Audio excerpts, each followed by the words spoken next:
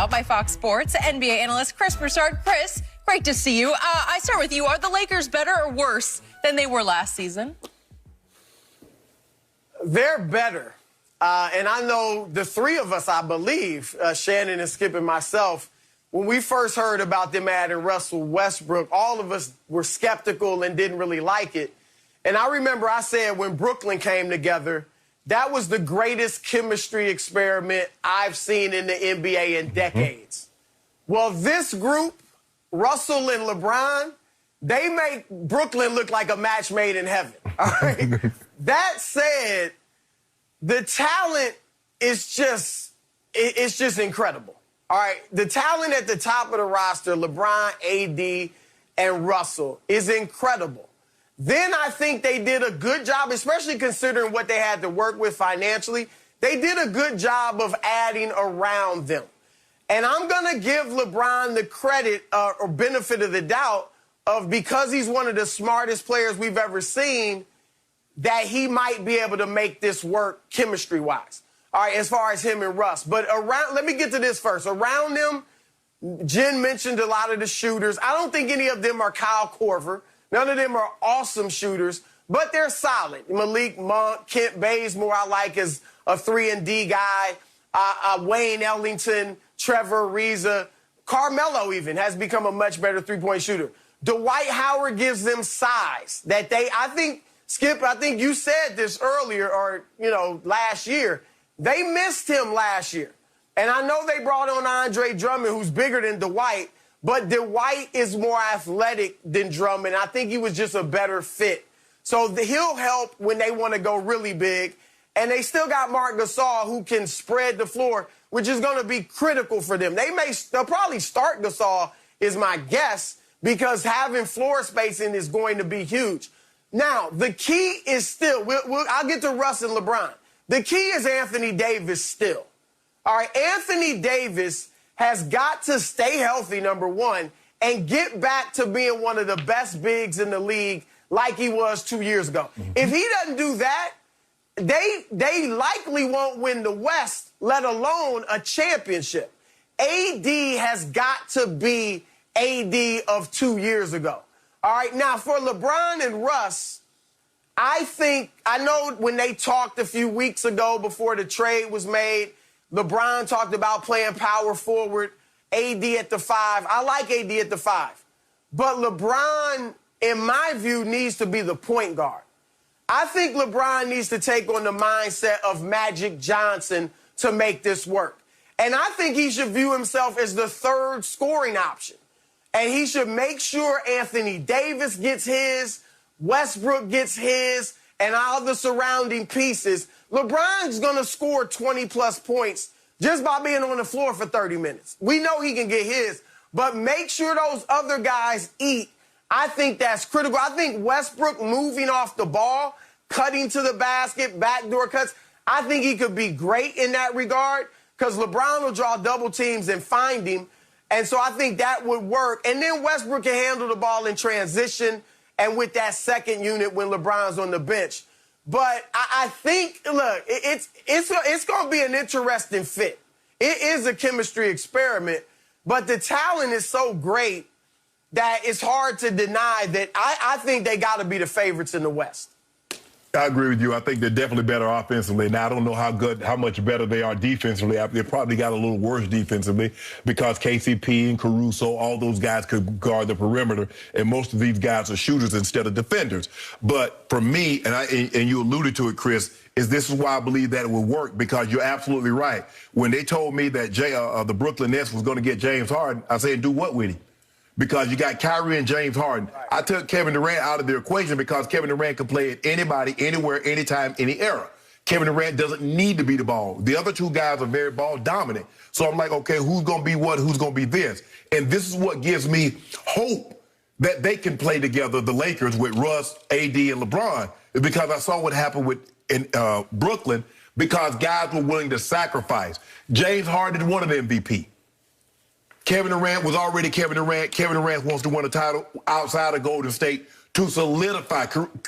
I believe one championship in Brooklyn solidifies Kevin Durant more so than the two that he got in Golden State. Kyrie hit the shot. But these guys, but he had caught a lot of flack because for whatever reason, it didn't work. It was a failure by everybody's estimation. What transpired with Kyrie in Boston, that was a failure. You got Jason Tatum, you got Jaylen Brown, you got Marcus Smart, and you can't get past the first round? Nah, second round? Nah, that's not good. And they got to the NBA Finals. NBA. They got Eastern Conference Finals without you. Kyrie got hurt. Right. So this is what gives me hope that the big three and the Lakers can play together because I saw how it came together for Brooklyn. So for me, Skip, I guess it's gonna be another year for your Clippers not making the NBA Finals again. You hope. Ain't no hope. I know. You should thank Joe Ingles there you go. for saving the day for you last year. See, you see what he's doing? Is it my turn, finally? Now for some truth. Now for some objectivity about what just happened. Even the great LeBron James, the man I still call the best passer in basketball, will not be able to overcome Russell Westbrook.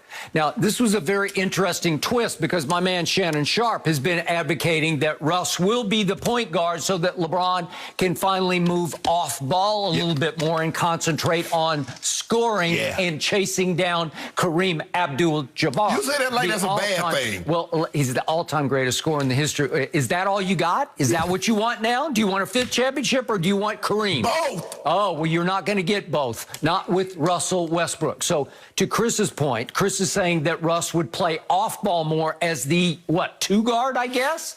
You will have the worst Westbrooking two guard in the history of pro basketball, if that's what you ask him to do. And right now you have one of the worst shooting backcourts, if I call LeBron the point guard and Russ the two guard, because you do have Westbrook and LeBrick from three, because Russ was horrendous from three last year, just as he was horrendous from the free throw line. And LeBron is now, a 34.5% three-point career shooter. So you're going to have two brickers from three, and that is not what you want. So here's my point. I give LeBron credit because I do believe he's the de facto GM of this team. I believe he either suggested or at least co-signed all those sweet little moves that both you guys talked about, and I liked every one of them. I love bringing back Dwight because I said they would miss Dwight last year, and they did. I like all the moves, all the way down to re-signing THT on TNT. Right. Like it. He's going to rise and shine and flourish and come of age next year, probably as a starter for this team. I like all of the above, except what is at the very top of the above. You cannot overcome Russell Westbrook. Again, all those moves have been undercut, disqualified, canceled by the fact that LeBron signed off on Russell Westbrook as his, I think, primary decision maker as his point guard. And again, I love to watch Russ operate. He's averaged triple-doubles 4 of the last 5 years, which is off the charts all-time great. He is a no-doubt first-ballot Hall of Famer. He is must-see. But in the end, I would not want him on my team. And that is why he is on his 4th team in 4 years, because Kevin Durant finally decided after 8 long years in Oklahoma City, I cannot win with him as our primary decision maker. And then James Harden, after 1 year, said, no, I just can't do it with him. I need out of here. And Russ obviously wanted away from James also. You do realize, though, Skip, you say that Kevin Durant scored the most points he ever scored in the season with Russell, 32.8. Bradley Beal scored the most points he'd ever scored in the season with Russell Westbrook. Paul George had his highest scoring average he'd ever had with Russell Westbrook. And he can't be all bad, can he, Chris? And what happened when Paul George was given his escape hatch by Kawhi Leonard? He said, thank you. He went out. I'm out. He should have, Russ said, well, you should have went home before we played Utah. That way you wouldn't have put that 5-piece on me. As ESPN reported, what did Kawhi do when Russell Westbrook was knocking down his door, take me with you to the Clippers? What did he do? He said, I don't want you, but I want your teammate. I want Paul George. Very snakish, Chris. Okay. That was very snakish behavior. Okay, but that's what he chose. That was cold-blooded. It was cold-blooded. He chose Paul George over Russell Westbrook. So all these great players have all said no to Russell Westbrook except for LeBron, and he's trying to say, hey, Watch me. I can do it. I think I can do it. I'm not sure. I'll delete my tweet about it because I'm not sure I can back this up. But I told you that it could go down as the all-time shrewdest move by LeBron, because if he can win with Russell Westbrook, then he can say, look, I did something KD couldn't do, Harden couldn't do, Kawhi didn't want to even try to do, Paul George couldn't do. But if he loses because of Russell Westbrook, which I think is going to happen, I think it's going to be a disaster, then LeBron can step back and he can have the ultimate scapegoat in Russell Westbrook, because you guys don't love him. You guys are primed. You're ready. You're poised to leap on him because the GOAT, quote unquote, needs a scapegoat. And this will be the ultimate scapegoat for LeBron James. Am I right about that? No. And what have I told you about stats? Look at what Russ has done. Last year, he led the league in turnovers. He's led the league in turnovers 3 times. He's been second 4 times. He's led the league in usage rate 4 times, and he's been second 4 more times. He needs the ball, and he's going to turn over the ball, and he's going to miss a lot of threes. Do you love that? Is that your formula for winning? The same thing you said Disaster. about For what you just said, Skip, that's why, to me, LeBron has to be the point guard. You cannot have Russ, as much as we love Russ, and as you said, first ballot Hall of Famer, icon, all that. His weakness has been, in addition to shooting, he doesn't make good decisions. He does not. All right? And that's why LeBron has got to be the ball handler. And Russ in Houston. When Russ was in Houston, he took off over the second half of the season because he stopped shooting threes. So when he got the ball on the wing, he drove. And that's what the Lakers have to tell him to do. When you get it, don't settle for that 3.